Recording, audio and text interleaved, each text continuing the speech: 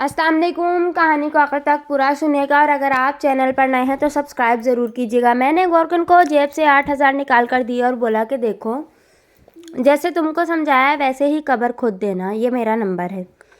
जनाजे से 5 घंटे पहले तुमको कॉल करूँगा, तुम मुझे मिस कॉल दे दो। उसने चुपचाप पैसे पकड़े, मेरा नंबर मिलाया, मिस कॉल दी और चल दिया। ना उसकी आंखों में कोई दुख था ना ही दर्द, क्योंकि उसकी रोज़ी रोटी कब्र खोदने से जुड़ी हुई थी। मेरे कदम मेरा साथ नहीं दे रहे थे। अचानक मेरा पाँव लड़खड़ाया और मैं एक कब्र के सराने गिर गया। हिम्मत करके उठा तो कब्र के कुत्ते पर बड़ा बड़ा नाम राना अमीर अली दर्ज था, जिसके सराने से बारिश का पानी अंदर जाकर तबाही मचा चुका था।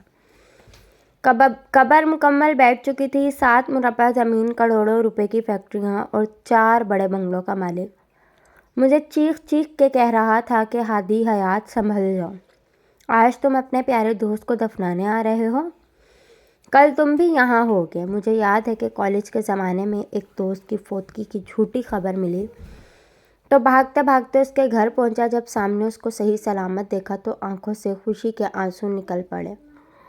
बहुत लान तान की तो दोस्त कहने लगा, हादी हयात सुनो, अगर मैं फौत हुआ होता तो शहर शुजाबाद की दुकानें इस तरह खुली न होती, बल्कि पूरा बाज़ार बंद होता।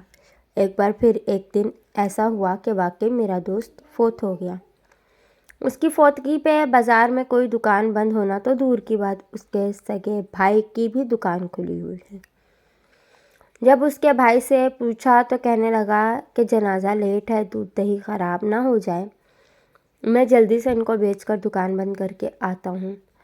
पता है, कब्रिस्तान हम जैसे लोगों से भरे पड़े हैं जो ये समझते थे कि उनके बगैर दुनिया रुक जाएगी।